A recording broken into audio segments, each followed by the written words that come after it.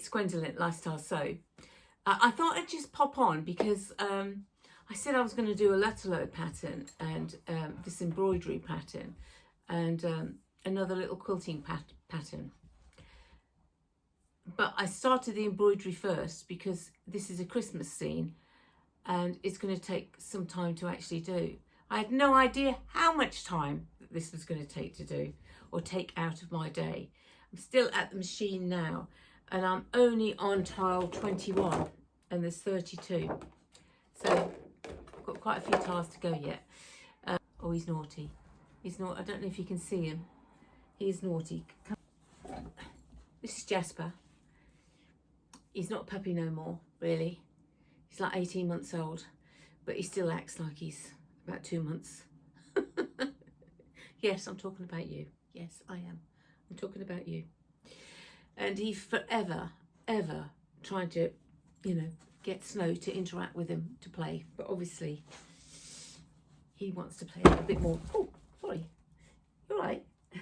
He wants to play a little bit more rougher than that. Far too rough for Snow to play with, so we have to temper it down a bit. Anyway, moving on. So all of these tiles are just taken way too well. It's consuming. It's taken over the sewing machine. I'm now on a Bernina 790 Pro. So I've started this on a 790 Pro. It's not a nightmare to do, to be honest. This scene, the embroidery is impeccable. It really is beautiful. But it's a nightmare for me to try and coordinate it all the time. Oh God, I've got to go upstairs and turn the machine on to get this done. It's where it's, normally I wouldn't do that with sewing. I would, you know, I'm not a sewer that I'm going to sew 7 days a week. I don't normally do that at all. I've got far too much to do to be able to, you know, have the luxury of just sitting down and sewing like that. As a, you know, you working mums, you all appreciate all of that. And even if you're not working, if you're at home all day, you might have a huge garden that you have to dedicate a lot of hours to, and doing it and going out and doing whatever you do, or joining your bridge club, doing things like that. But I just, I can't wait for this to finish to get to the next stage, because it's not something I would do again, because it just hugs the, I've got another sewing machine that I can just sew with, but it isn't out because there's no space in here, because you know I was trying to move. Well, the sale fell through, so we're back to square one. House is going to be off the market soon, and wait until next year to retry again, because the mortgage rates have gone out of the roof and the market's just not moving. So, but I had a lot of stuff packed up in the loft, which is a pain when you're a sewer, because I want this, I don't know where it's at now.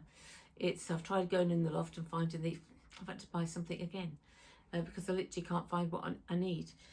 So that's a bit of a pain doing it.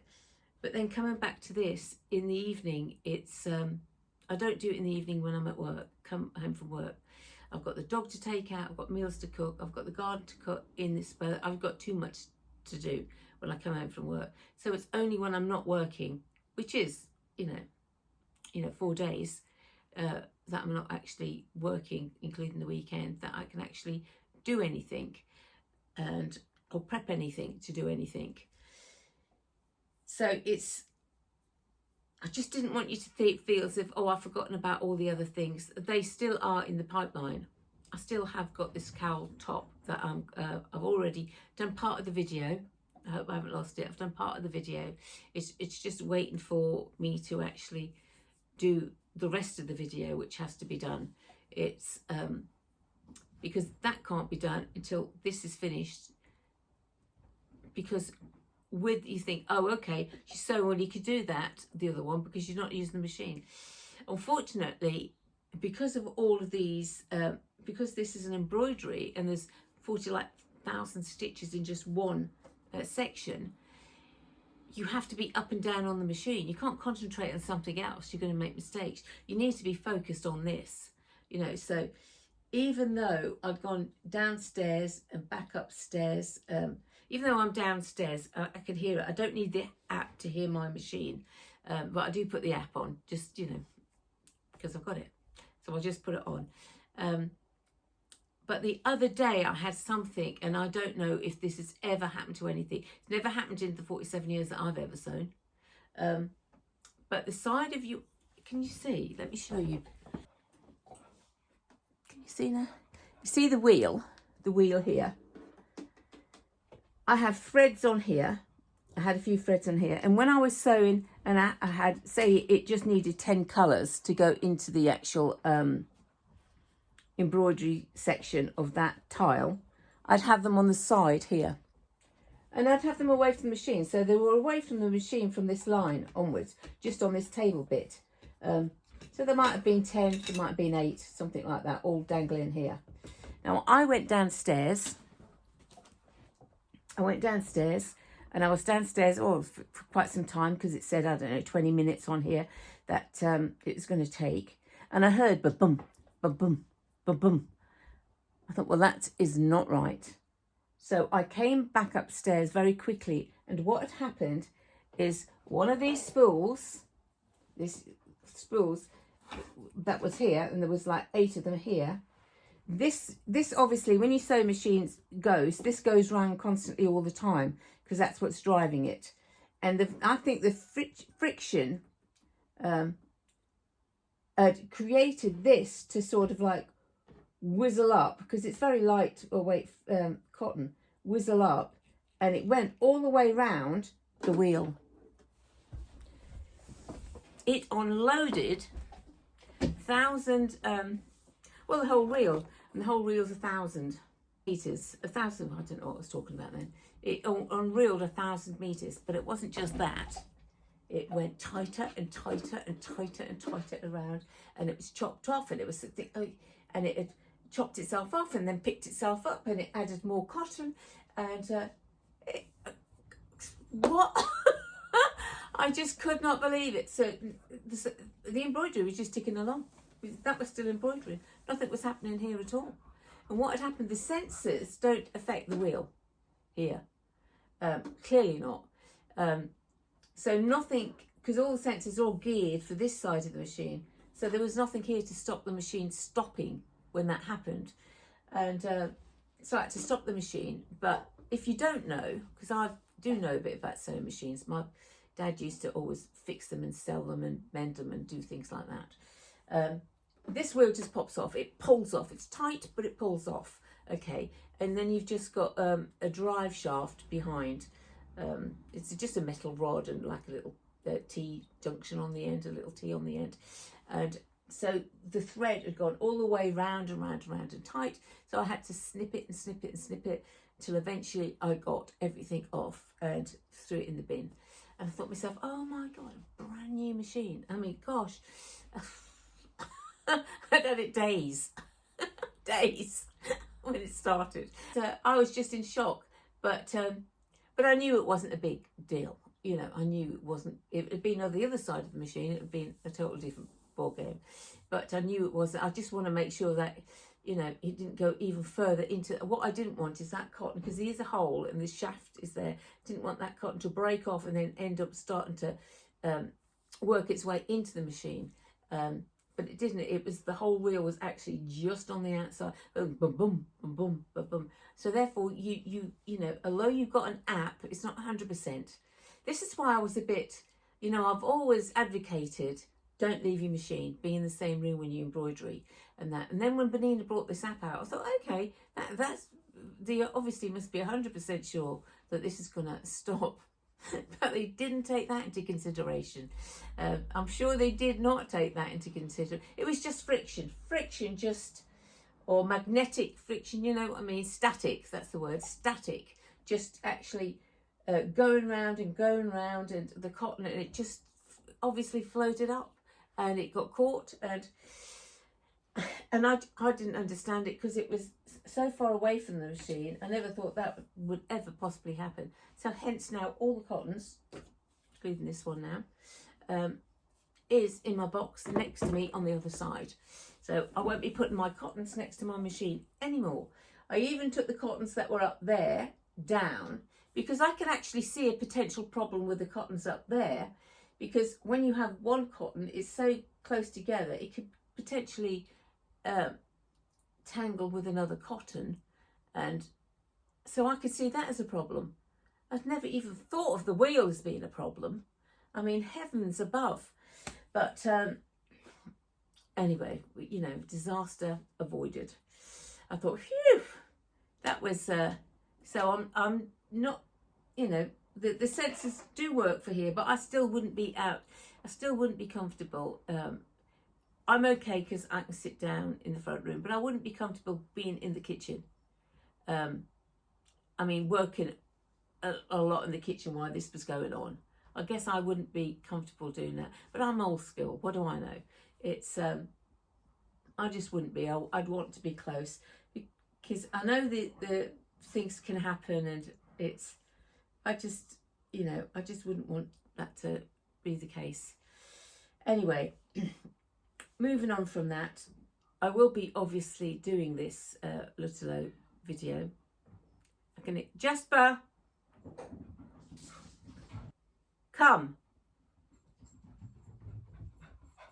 What are you doing? Leave the cat alone, please. I heard him. Luckily enough, I have got a cat, Snow, that is very, very humanised. Even though he's only 5 years old, he is the smartest Persian cat I think I've ever. I mean, he really is smart. He does everything he's told. Go in the kitchen, go and have your food, upstairs, bedtime, come back down here, Snow, come. I mean, he is like a dog. I have trained him a bit like a dog, but because I only ever had dogs, I didn't have cats before, so he's like that. But he knows if he just cries when Jasper's around, I will shout, Jasper, get away. So that's his get out of jail card, because he knows he's going to get in trouble if he starts to, because it's not that he's going to hurt him purposely. He's just young. He wants to play and he wants to bite, and he wants, you know, and sometimes when he goes by him, he just wants to grab the back of his neck to play. It's, it's never ending. We just get him to 3 and hopefully all of that will calm down. But Snow is just as easy as go. Yeah, well, you know, I'm not taking any notice of that. He just doesn't, because of both males, I guess. Molly is a female poodle, but I guess they're 2 males, and Jasper is a very dominant dog. He wants to rule everybody, but he knows I'm alpha. I'm a very alpha person when it comes to animals. They know, he knows that I'm top dog, but it took him a little while to figure that out. It literally did. But I don't, as much as I'm soppy with them and I'm very loving and caring and all of that, and they get everything and they are spoiled to a certain degree. I'll buy treats, but I don't overfeed treats or anything. They don't have treats every day because he would just ask for them every day. But the cat will ask for them every day. Snow will ask every day for his treat. He'll go out in your way, and heaven forbid you give those dogs a treat without giving Snow a treat. He will go absolutely nuts. And he gets very, very vocal. And he's only quiet. He's a very quiet, gentle cat. So normally he speaks in very...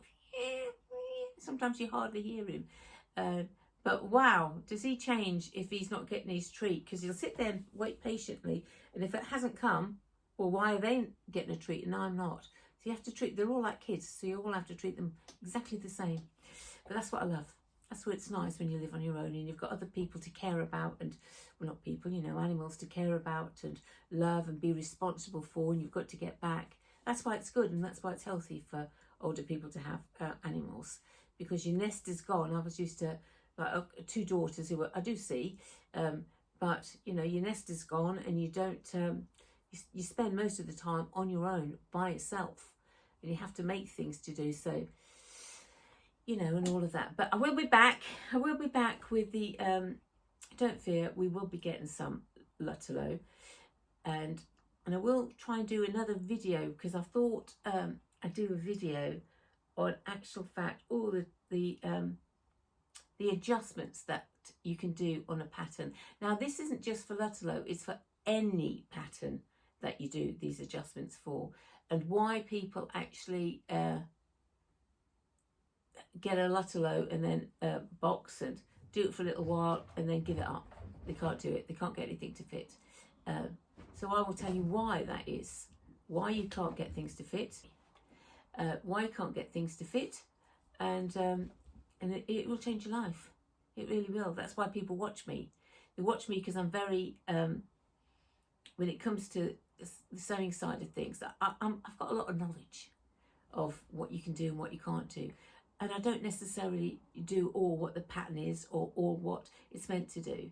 I do things that are just going to work for you. I do end up giving away a lot of stuff, and I've seen other YouTubers that get things out of the cupboard and say, this is what we made all year. I thought,